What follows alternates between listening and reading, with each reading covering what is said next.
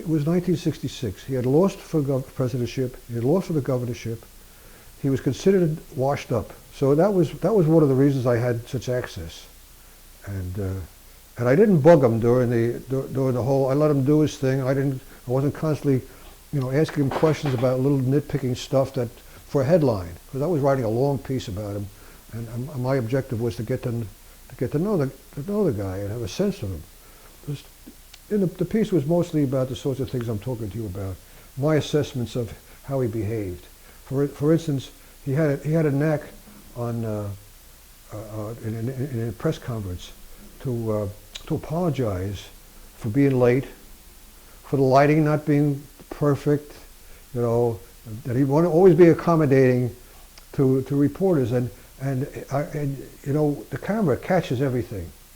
And he had this mannerism that I picked up early and saw throughout the week. And if he was nervous about you being there, he would do something.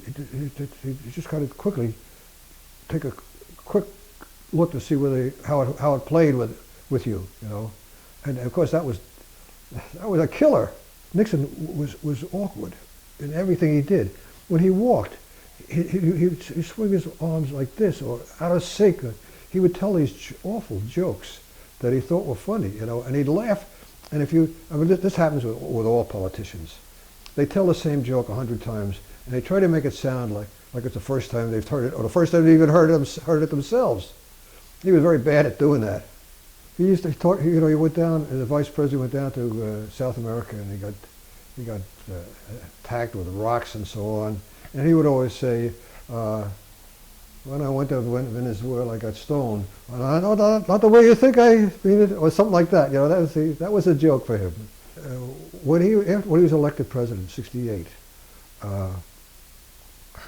he went down to Key Biscayne in Florida, where he vacationed his buddy B.B. Rebozo had a place there, and so I was covering the Nixon transition after he was elected, and so a press plane was put together for all reporters to bring their families to be at Christmas. It was Christmas time, and we all flew down, and we landed at an air base outside of Miami I think it's called Olmsted Air Base, and we got there in our plane 20 minutes or so before Nixon's came in on his plane.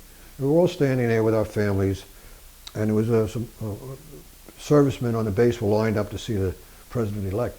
The plane came in, and he got out, and he saw them all over there. He went over and shook hands with the servicemen and so on.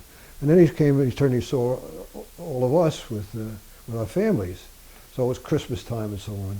So he comes over and meets some of the families, and so he came over to me, and I introduced him to I had 2 or 3 kids at the time, and I had 3 kids, and my daughter, who was then 8 years old, I introduced him to her, and he looked at her, and she looked at him. He looked at her, and she looked at him, and it was just dead silence. And finally, he says to her, "I guess you're glad I got elected president so you could come to Florida for Christmas."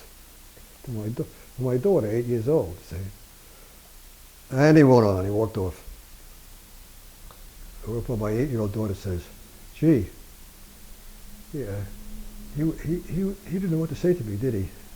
He was very awkward, and he was very self-conscious, and he was very insecure for somebody who had achieved as much as he did.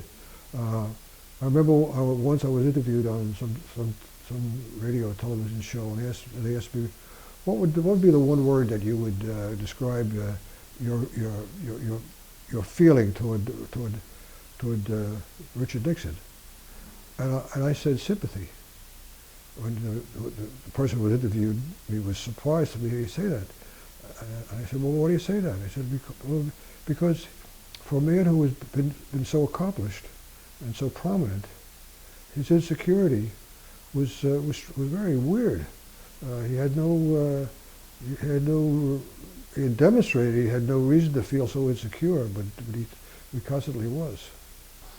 With the two made mats, the one on the left is the actual mat that came off the press, a mat that you put on the printing press for the page one of the Washington Post the day that Nixon resigned, and the other one is actually the newspaper as it appeared in the newspaper. This is a fake letter that a friend of mine sent to me when my book came out on Nixon, commending me for the book. But in Nixonese, yeah, he was the White House correspondent at the time, and he got somebody at the White House to give him the Nixon stationery, and this was signed by that machine that signs the handwriting. So I'll just read this to you. Dear Jules, it would be easy for me, of course, to take a political approach to your book, to point out the factual errors, the gross distortions, the misleading statements, the faulty assumptions, and your total incapacity to shed the monumental biases that seem to envelop this entirely fictitious account of what in truth were my altruistic efforts to best serve the interests of all the American people. Nor do I wish to dwell on your irredeemable ineptness as a writer. Instead, let me say this, and I'm being very, very frank on this point, regardless of how it may be interpreted by many of our so-called commentators. Jules, you did an excellent job on that title. The title was The Resurrection of Richard Nixon.